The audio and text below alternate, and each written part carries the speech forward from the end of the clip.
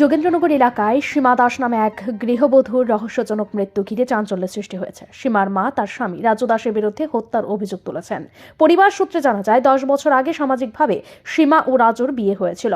সোমবার সকালে সীমা হঠাৎ অসুস্থ হয়ে পড়েন। তার স্বামী রাজু দাস দ্রুত তাকে আইজিএম হাসপাতালে নিয়ে যান, কিন্তু চিকিৎসকরা সীমাকে মৃত বলে ঘোষণা করেন। তবে সীমার মা দাবি করেছেন তার মেয়েকে পরিকল্পিতভাবে হত্যা করা হয়েছে।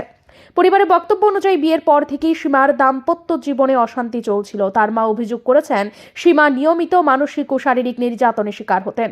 পুলিশ এই ঘটনায় একটি অপমৃত্যুর মামলা রুজু করেছে এবং তদন্ত শুরু করেছে। সীমার মায়ের অভিযোগের ভিত্তিতে রাজু দাসকে জিজ্ঞাসাবাদের জন্য আটক করা হয়েছে।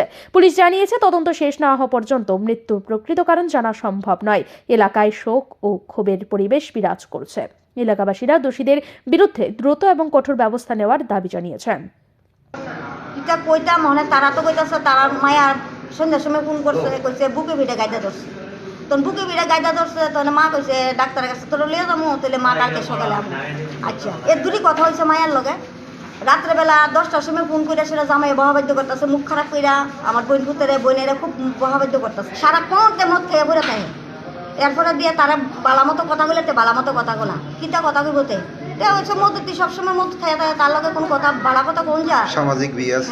হ্যাঁ সামাজিক আমরা দেখে শুনি বিয়ে দেখে শুনি বিয়া দিছি, কিন্তু যে সময় বিয়া দিছি সবাই কিন্তু ভালোই আসতো, তোর ছেলেও ভালোই আসলো, কিন্তু বিয়ার পর থেকে কইতাম পারি না তে এলিকুম আজকে কি হয়েছে মানে আজকে কি হয়েছে এর দূরেই রাত্রেবেলা কথা হয়েছে। রাত্রেবেলা আবার ফোন করছে, ফোন করে বহাবাদ্য করলো। এরপরে তো আর তারা লগে যোগাযোগ নাই।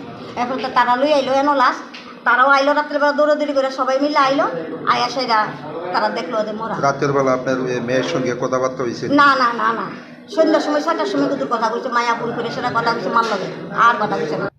গৃহবধূর স্বামী রাজু দাস বলেন হাসপাতালে নিয়ে যাওয়ার পথেই সীমার মৃত্যু হয়েছে।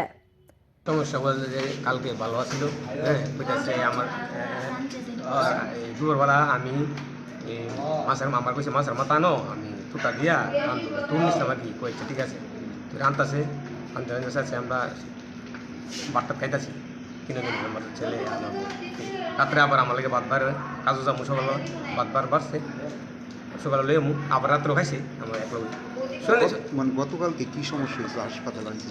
এইটাই কইতেছে আমার শরীর ভালো লাগতেছে না, তো প্রায় সময় আমার শরীর ভালো লাগতেছে না। তুই কি মনের ভিতরে তোর কি ঢুয়ে না, তুই শরীর ভালো লাগতেছে না কইতেছে যে আমি তো ভাবছি ভালো লাগতেছে না কইতেছে তোমরা ঘুমাও আমি সুপার আছি। আমি কইছি দাদা মালিকের টেনছি 2000 যাবে নি ও দিকালি কুমু তোমার আমি কটার সময় যাবে এই কথাটা কইছে প্রায় 10টা 9:30 দিকে। তবে এই মৃত্যুর ঘটনাকে ঘিরে নানা রহস্য তৈরি হয়েছে। পুলিশের তদন্তে মৃত্যুর আসল কারণ সামনে আনতে পারে। গৃহবধূর রহস্যজনক মৃত্যুর ঘটনায় এলাকায় চাঞ্চল্যের সৃষ্টি হয়েছে। পুলিশের তদন্তের রিপোর্ট সামনে এলে প্রকৃত সত্য উদ্ঘাটিত হবে। ব্যুরো রিপোর্ট ঋদ্ধি নেটওয়ার্ক।